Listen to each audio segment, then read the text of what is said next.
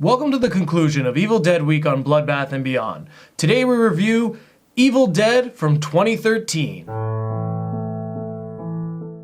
Directed by Fede Alvarez, starring Jane Levy, Shiloh Fernandez, Taylor Pucci, Jessica Lucas, and Elizabeth Blackmore, Evil Dead is about 5 friends who go to a cabin in the woods. One of their friends is a drug addict, so they're holding an intervention. Unfortunately, while they're at the cabin, they discover a hatch. They go down the hatch, and they find the Book of the Dead, the Necronomicon, and they summon evil. And everybody starts getting possessed, and shit gets wild. Now, what do we like? I'm kicking it off with the best thing in this film.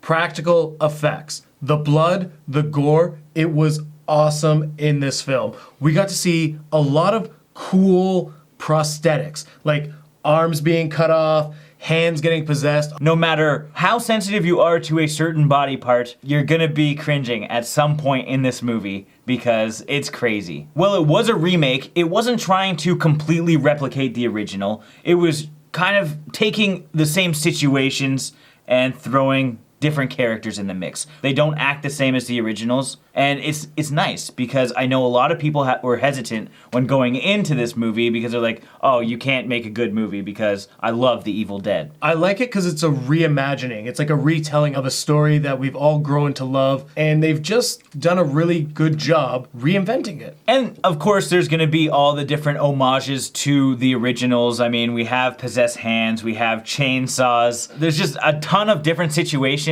that if you know the series well, then you're going to find something really cool in this movie. There's something here for new fans and, of course, the cult followers. It's not just the Easter eggs everyone's gonna love, it's also the cinematography. They did play off of what The Evil Dead was with the camera running through the woods, having that POV shot. Just a lot of different tricks and shot types were used that we saw from the first Evil Dead back in the 80s, we're seeing again in 2013, which is a nice touch. It's just a grittier looking version of it. Like, not everything is polished, and that's what's nice. Everything looks super grungy. It's neat to see someone with a budget go and make this cabin again. Because the set design is just crazy and it's just like a disgusting, disgusting place. Especially Cat Room. I really enjoyed the score in this film. There wasn't that like comedic tone to it, which was nice. And I like that the music played with the audience a lot because we have like 2 or 3 fake endings almost, where you think the movie's over, but there's 20 minutes to go. So you have like nice, gentle music, and it just slowly fades into darkness. And you have like dark, dark tones.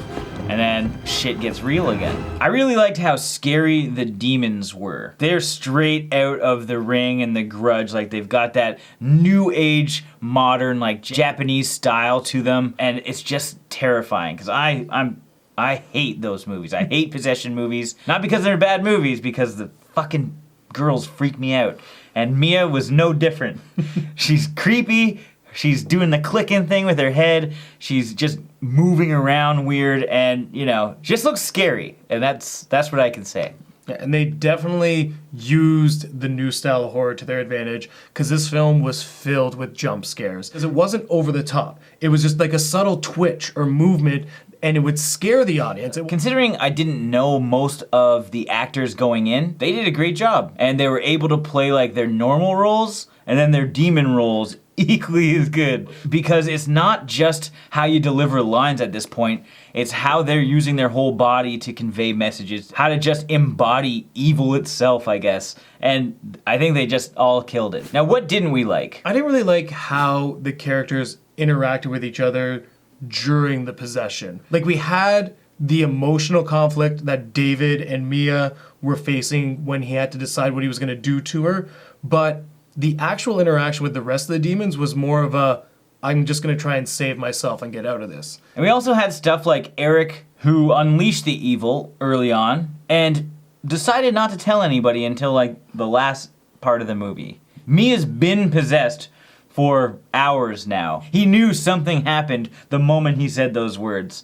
And I really find it hard to believe that he would keep that to himself and, you know, allow Mia to inevitably kill everybody. Now it's time for our final thoughts and ratings. Evil Dead is definitely one of the better remakes out there. It was able to capture the same terror from the original as well as modernize it a bit by bringing in some more jump scares and making the demons look a lot more like The Ring or The Grudge, so people are a little bit more familiar with it. It was nice to see them use a lot of the same cinematic choices and lighting techniques that they did in the first one, as well as include a bunch of different Easter eggs for fans of the series. Overall, I think this movie was a blast, and anyone who likes The Evil Dead is going to like Evil Dead. So I'm gonna give this 4.5 Evil Dead poster throwbacks out of 5. Evil Dead is a very entertaining film for people who are familiar with the 80s classic or even those unfamiliar with it, because it has great practical effects, the story is really well done, the cinematography is awesome, and the score really knows how to set the mood. They just did a really good job remaking this film, and I thoroughly enjoyed myself. There's a few things that I didn't like about it, with the interaction of the demons, even with Mia interacting with the evil itself, how we saw it at the beginning of the film. I would have preferred to not see it like in the original, because then it builds more suspense, but it's still a great film, and that being said, I'm gonna give this 4.5. I'd soil myself too in this situation, out of 5. As always, thank you for watching, like this video, and comment below with your thoughts on Evil Dead. Was it a good remake to you? If you haven't seen it already, we highly recommend it. There's a link in the description where you can find it, and if you have Netflix, it is available on Netflix at the time of recording. Thank you for joining us on Evil Dead Week. It was great to revisit the series, and we appreciate everybody recommending this. We hope you enjoyed, and we hope you enjoy Ash vs. the Evil Dead, debuting this Saturday on Starz.